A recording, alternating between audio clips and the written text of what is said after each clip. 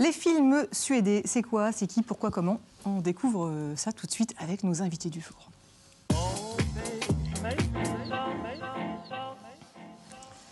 Nos invités du jour qui ne sont autres que Caroline Blumstein. Bonsoir. Et Véronique Dousseau, bonsoir. Bonsoir. Vous êtes toutes les deux bibliothécaires aux médiathèques de Metz. Bibliothèques, qui sont extrêmement innovantes, on peut le dire, puisque vous n'arrêtez pas de mener des actions de tous les côtés, des projets hyper innovants. Et en l'occurrence, là, effectivement, vous avez mis en place un projet de concours de films suédés. Alors voilà. Arnaud se demandait, suédois, suédais. Vous savez ce que c'est réellement ou pas? Je ne sais pas. Bon, alors voilà, Caroline, un film suédois. Il y a du suédois dedans parce que le terme suédais, ça vient, en fait, ça vient d'un film de Michel Gondry qui s'appelle Soyez sympa rembobiné, donc dans lequel des employés bousillent les cassettes de leur vidéoclub, sont obligés de les refaire avec les moyens du bord à l'arrache et ça marche super bien. Donc en fait, suédais parce qu'ils les vendent plus cher en prétendant que comme ça vient de Suède.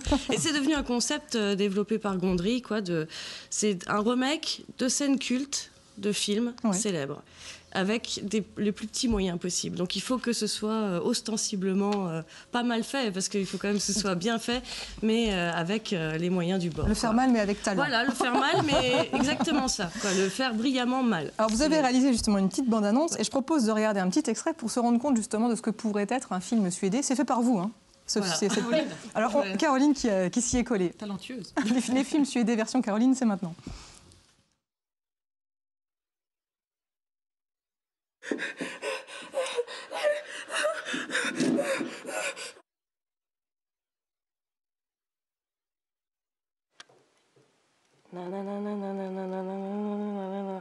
Batman.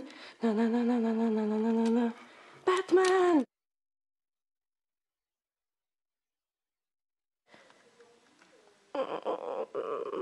Mon précieux.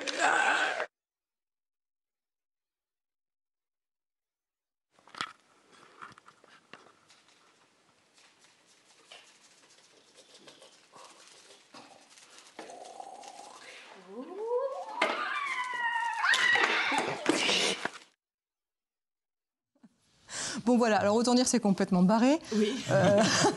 Quels sont les critères pour participer en fait à ce concours? Il faut déjà que ça dure combien de temps en fait? Alors on a dit la durée maximum ce sera 5 minutes. Il faut que ce soit assez court, quoi. C'est vraiment une scène prise dans un film, c'est pas tout un long métrage. Alors les seules contraintes c'est que ça doit être un film, donc pas de série, pas de pub, voilà, pas de clip. C'est ouvert à tous, donc on a baissé. Pas d'âge? Pas d'âge. On avait mis moins de 12 ans, mais on a enlevé parce que les enfants, ça peut les amuser aussi. On vous découvre en affiche aussi, un superbe affiche réalisée par Florian. Donc les affiches sont suédées également. Et on doit réaliser aussi des affiches pour le... Non, les affiches, c'est nous qui les avons faites. C'est pour vous, pour faire la com sur voilà, tout à fait. Et donc c'est jusqu'au 14 septembre pour nous remettre les films. Donc les films peuvent être mis soit sur un CD directement dans les médiathèques, que ce soit Jean Masset, Sablon, les bibliothèques de quartier, ou alors via un lien YouTube, parce que si vous avez une chaîne YouTube, vous pouvez nous envoyer le lien. Donc, on fait ça avec son appareil photo, avec sa caméra, avec son téléphone. Voilà, c'est ça. Le critère pour sélectionner, c'est plus c'est drôle, plus...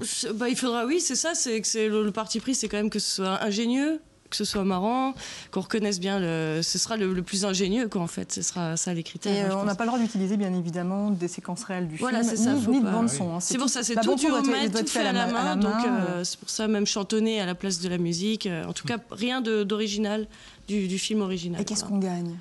Alors ça, c'est la surprise pour l'instant. Par contre, ce dont on est sûr, c'est que ce sera projeté le soir de la Nuit Blanche. Donc à partir d'octobre. C'est déjà un chouette... Voilà, c'est ça. Et les gens de la Nuit Blanche seront dans le jury aussi pour déterminer les gagnants.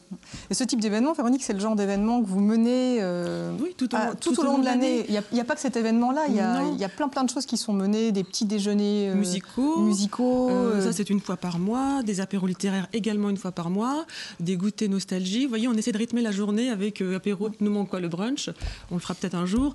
Et l'idée, c'est de susciter l'envie pour le public de venir nous présenter, par exemple, des coups de cœur musicaux sur une thématique précise, leurs coups de cœur littéraires du moment, ou parfois il y a aussi des thématiques thématique, hein, que par exemple les personnes âgées, les gens viennent avec le coup de cœur qu'ils ont sur cette thématique-là.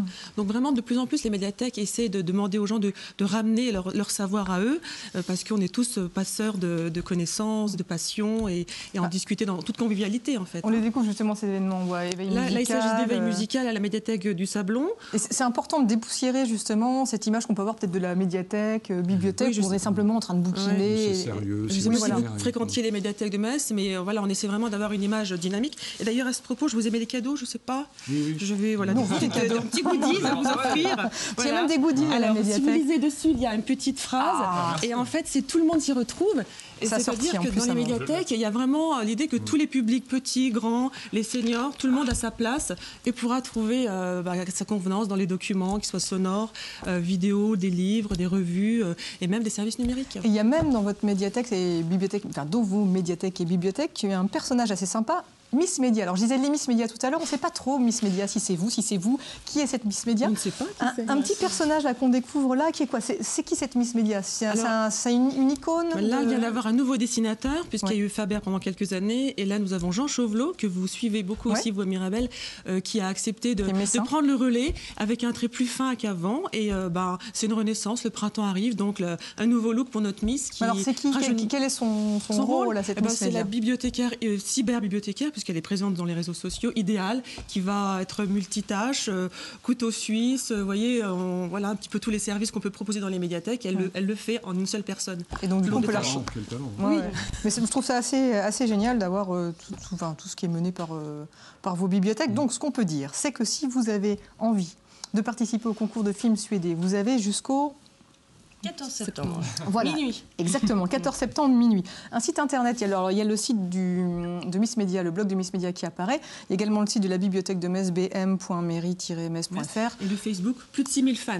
Voilà, sur Facebook, on aura facile à vous retrouver. Donc ça, jusqu'au 14 septembre. On peut noter, là, pour vite fait, qu'il y a un café de curiosité qui aura lieu le 27 avril, ce samedi, avec... Les plantes toxiques qui soignent par Jacques Florentin, un arboriste médecin pharmacien très connu sur la place. Voilà, et puis petit déjeuner musical le 18 mai. Voilà, sur la MAO, musique assistée sur ordinateur. Voilà. Donc chacun pourra essayer d'être un musicien pendant quelques secondes, faire son petit morceau, sa petite boucle sonore. Voilà, et ne pas hésiter à suivre toutes les actions qui sont menées par vous. Merci beaucoup. Merci à vous. Vous restez avec nous.